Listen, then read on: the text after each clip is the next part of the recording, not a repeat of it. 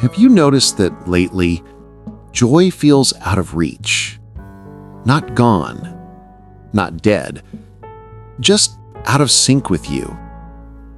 The things that used to light you up now feel distant, like they're happening behind thick glass. The hobbies that once brought you excitement now feel mechanical. The conversations that once energized you now feel hollow, almost scripted. Even the simple pleasures, morning routines, familiar sounds, warm moments, feel strangely muted, like someone turned down the volume of life without warning. And you keep asking yourself quietly, when did everything lose its color? When did joy stop finding me? Why does nothing feel like it used to? But breathe. Because this isn't the fall of your joy. It's the fall of who you had to be in order to feel it. There comes a moment in every awakened soul where life stops responding to the same stimuli. Not because you've lost the ability to feel, but because your inner world is shifting toward a different frequency, one that no longer matches the old sources of pleasure. You didn't choose this moment. It arrived on its own, like a silent dawn. A moment where your consciousness rises faster than your emotional patterns can follow, leaving you temporarily suspended in a strange, quiet space. This space doesn't feel like joy, but it also doesn't feel like pain. It feels like neutrality, like the pause between two breaths, like the quiet station between two versions of yourself. For a while, it can feel unsettling. Your mind tries to label it as loss. Your ego tries to call it numbness. Your old self tries to diagnose it as something is wrong. But nothing is wrong. You're not broken. You're not empty. You're not disconnected. You're simply standing at the threshold between the self that sought stimulation to feel alive and the self that will soon discover a deeper form of presence, one that doesn't need excitement to exist. This in-between state is not joyless. It's joy-less dependent. Less dependent on peak experiences. Less dependent on outer stimulation. Less dependent on emotional highs. Less dependent on the cycles of wanting and relief. Your system is detoxing from the old ways of feeling. When the old architecture collapses, it leaves behind a silence that can be hard to interpret. But this silence is not emptiness. It's calibration. Think of it like this. Your inner senses are adjusting to a new frequency, one that isn't based on chasing feelings, but on inhabiting truth. And while this adjustment happens, your heart feels quiet. Your mind feels spacious. Your passions feel dimmed. Your world feels softer, almost faded. This is the cocoon phase of awakening. The lights dim, the noise fades, the old pleasures dissolve. Not because they died, but because they no longer match who you're becoming. If you feel flat, you're not losing yourself. You're shedding yourself. If you feel quiet inside, you're not empty. You're expanding beyond the emotional noise you used to use to anchor your identity. If you feel detached from old joys, it's not numbness. It's clarity forming. So this morning, don't force joy. Don't chase excitement. Don't try to resurrect feelings that no longer belong to the version of you that's dissolving. Instead, Allow this quiet to exist. Allow yourself to be exactly where you are, in a transformation that is working on you even when you cannot feel it. These affirmations are not here to make you feel something on command. They are here to hold the space while your inner world rearranges itself into a new alignment. They are here to anchor you in the truth that even when you feel nothing, something deep is happening. You're shifting. You're releasing. You're recalibrating. You're transitioning from feeling artificially alive to feeling truly alive. This silence is not an ending. This silence is the doorway. You are not losing your joy. You are outgrowing the version of joy that once required distraction, intensity, and emotional spikes. And what comes next is the kind of aliveness that doesn't leave you when life quiets down. Let's begin. When you notice that nothing excites you anymore, your mind immediately enters a state of urgency. Something is wrong. I used to feel alive. I used to enjoy things. Why is everything so flat now? But the awakened mind sees something else. It recognizes that the flatness is not a collapse. It's a clearing. The noise is dissolving. The artificial highs are slowing down. And the space that appears between one desire and the next is not emptiness. It is spaciousness. This phase feels uncomfortable because for your entire life, you were taught to measure your existence by sensations. You were taught to believe that happiness comes from peaks, from stimulation, from intensity. But awakening removes the scaffolding. It takes away the constant little frictions that created the illusion of joy. It is not punishing you. It is preparing you. You are not losing joy. You are losing dependency. This is why nothing feels the same. The old sources of stimulation were built on contrast, desire and attainment, lack and relief, tension and release. But once consciousness sees the mechanism behind the cycle stops working. The mind can no longer play the game knowingly. And in that moment, life seems to lose color. Not because reality has become dull, but because your senses are adjusting to a new light. The transition between one level of awareness and another is rarely dramatic. Sometimes it is quiet, almost invisible. It feels like waiting, like suspension, like a pause you did not choose. This is the point where many people panic. They try to resurrect the old mind, the old hobbies, the old pleasures, the old emotional patterns, but none of them fit anymore. You are trying to wear a self that no longer exists. The discomfort you feel is not the loss of joy, it is the loss of identity. What you called joy was often just a brief interruption in the mind's restlessness. Now, the restlessness is fading, and what remains is unfamiliar stillness. And stillness, when you're not used to it, feels like nothing. But stay here long enough, and the nothing reveals itself as peace. Your system is not malfunctioning. It is detoxing. It is releasing layers of stimulation, tension, craving, and mental noise. You're dissolving patterns that you once thought were you.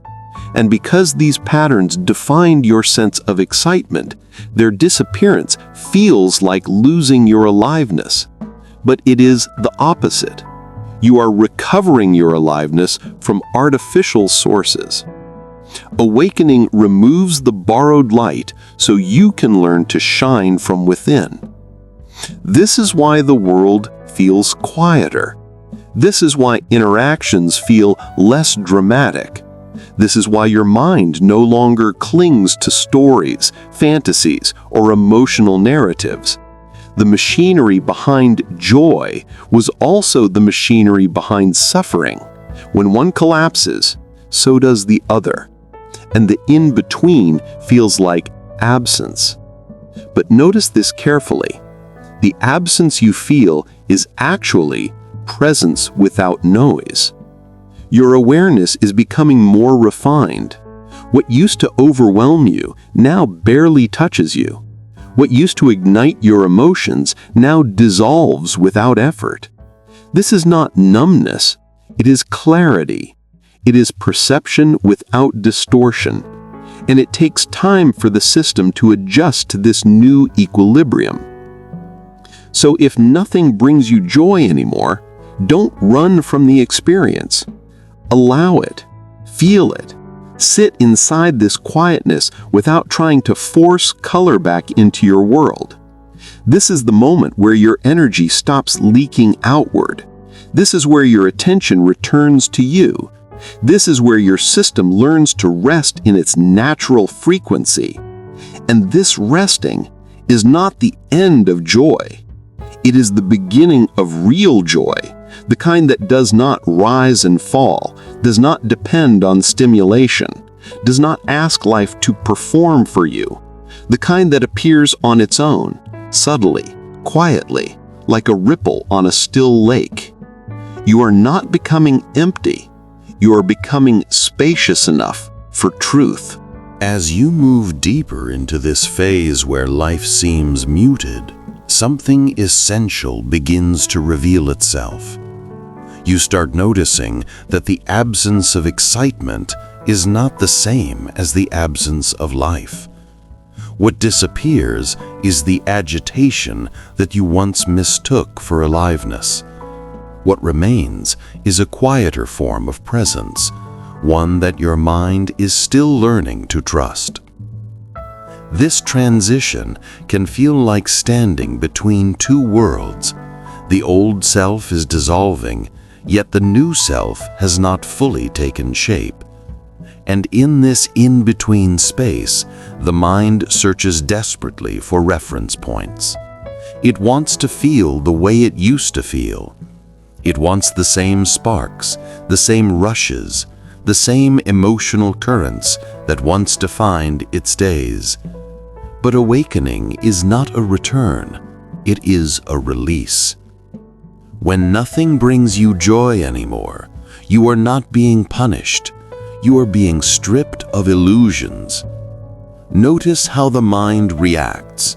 It wants to diagnose, to interpret, to label this state as failure, decline, numbness, or loss.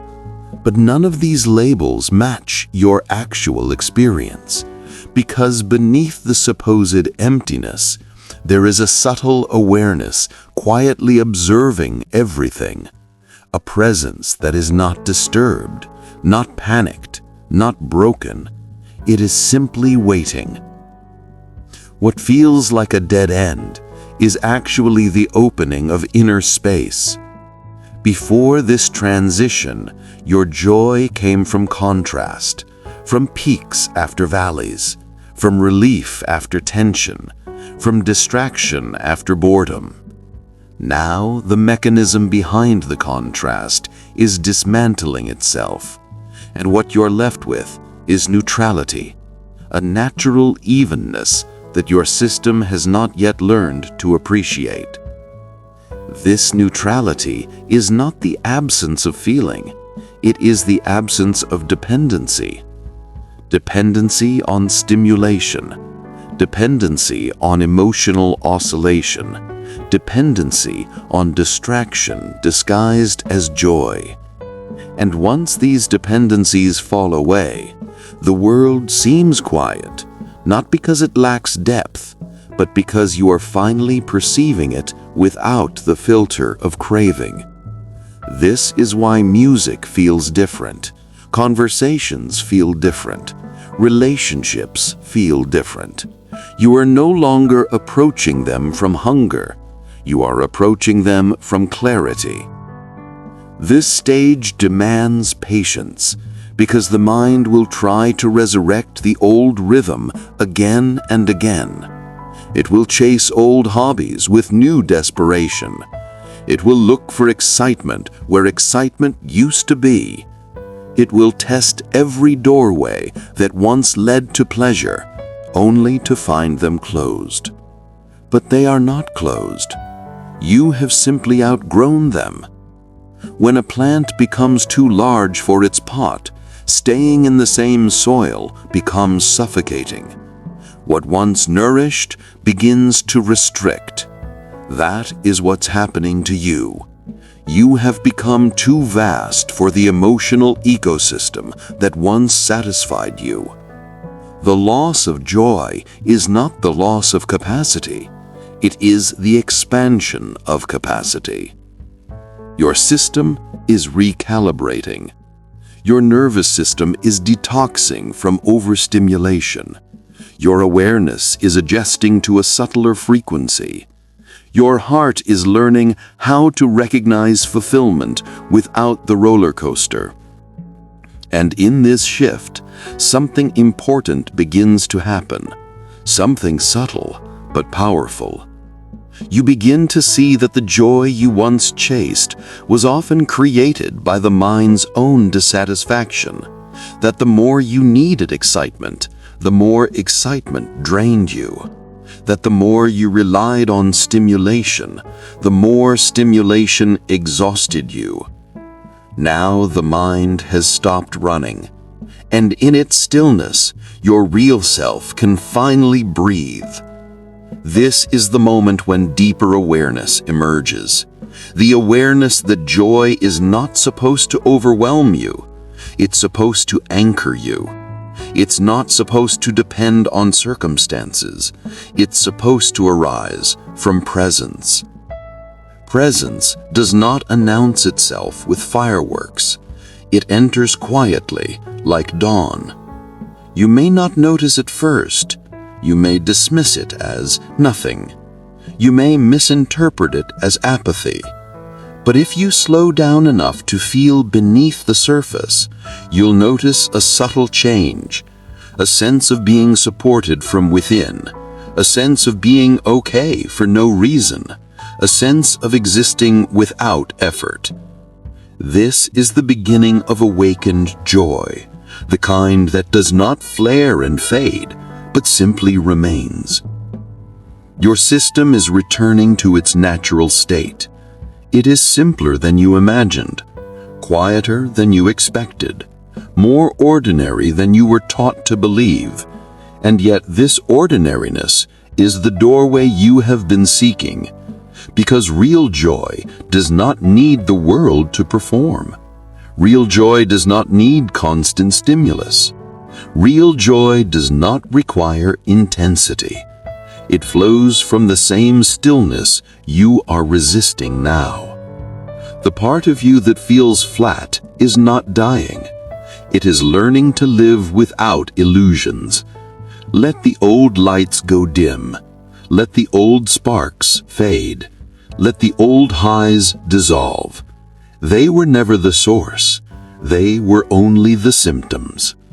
What you are discovering now is the ground beneath all experience, the quiet, stable, untouched presence that remains when the noise stops. This is not the end of joy. It is the birth of a new way of being, a new way of experiencing aliveness that does not depend on anything outside you. You are not entering a smaller life. You are entering a deeper one. And as you reach this final stretch of the journey, something in you may already sense that the absence of joy you've been experiencing is not a collapse, but a clearing, a quiet preparation, a dissolving of everything that once pulled your attention outward so that your awareness can finally turn inward without resistance. What feels like emptiness is only what remains when the noise stops. What feels like numbness is simply the space where craving no longer lives. What feels like loss is the shedding of the identity that depended on stimulation to feel alive. And now, as you sit in this quieter landscape, your system begins to understand something it couldn't grasp before. That peace is not the opposite of joy. Peace is the foundation of it. Peace is the ground. Peace is the state in which joy can exist without collapsing. You are learning how to rest in this ground. You are learning how to remain present without needing life to entertain you. You are learning how to breathe without demanding that each moment deliver an emotional reward.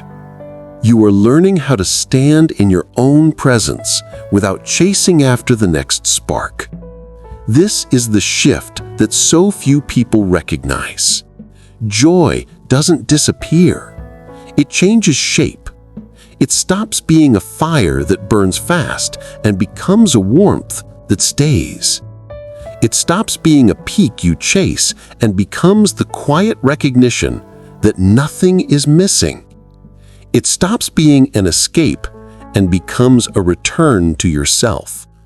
And the moment you stop resisting the flatness you're feeling now, you begin to see its purpose. It has carved space inside you. It has made room for clarity. It has taken away the distractions that prevented you from hearing yourself. Because beneath everything you believed you were losing, something stable has been growing. A presence that does not depend on excitement. A contentment that does not depend on circumstances. A quiet strength that does not need to be proven or measured. This is where you are now. Not lost, not broken, not empty, but becoming capable of a new form of joy, a grounded joy, an awakened joy, a joy that does not come and go with the conditions of the world. And if this voice reached you today, it is not by accident. You heard it because you were ready. Ready to stop fighting the transition. Ready to stop longing for the old self. Ready to recognize that this phase is not the end of who you were, but the beginning of who you are becoming. If you felt even a small shift, a small clarity, a small recognition as you listened, I invite you to stay close. Subscribe to the channel so these daily messages can continue supporting you through this process. You don't have to walk this path alone. We're walking it together. One breath, one morning, one awakening at a time.